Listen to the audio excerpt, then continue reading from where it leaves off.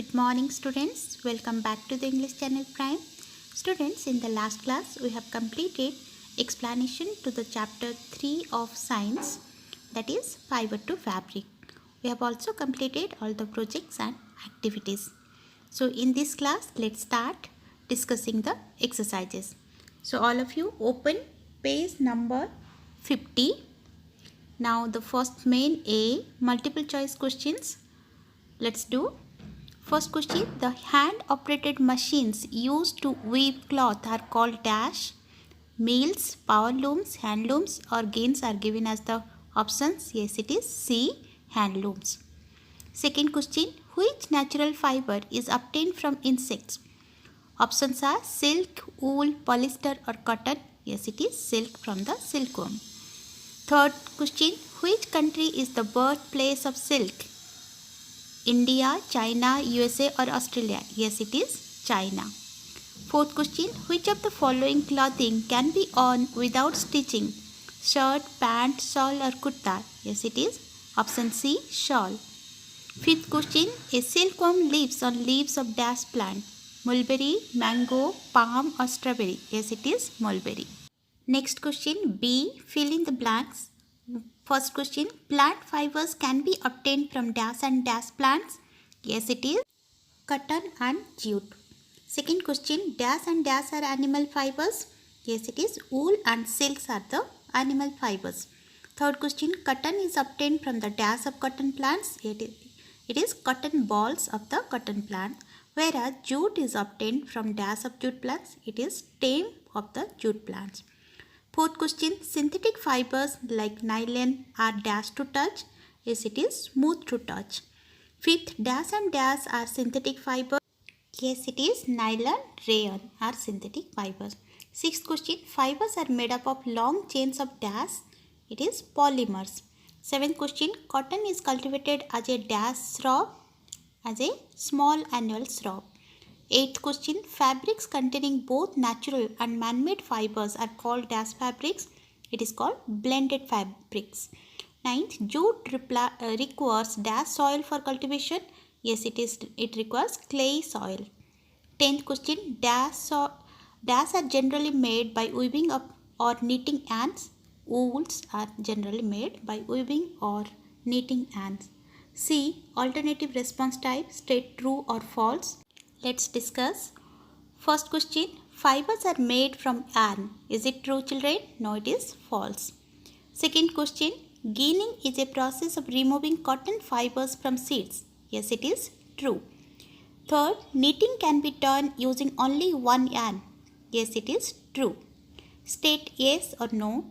First question, are all the fibers that are obtained from plants and animals called man-made fibers? No. Second question, is polyester a synthetic fiber? Yes. State right or wrong. First question, the process of removing hair from sheep is called shearing. Yes, right. Second question, jute fiber is obtained from the stem of plants. Yes, it is right. Next, analogy type. Silk is related to natural fiber. Similarly, nylon is related to synthetic fiber. Second question, weaving by hands is called handloom. Similarly, weaving on machines is called dash power loom.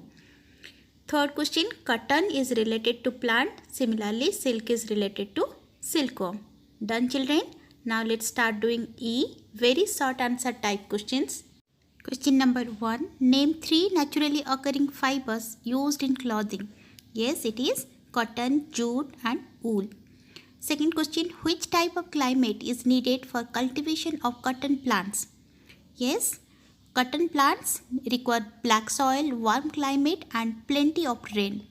Third question, why should seeds be removed from the cotton balls? Yes, the seeds should be removed from the cultivation of cotton plants to prepare the thread and fabric. Fourth question, what do you understand by shearing? Removing the wool from sheep using the special clippers is called shearing.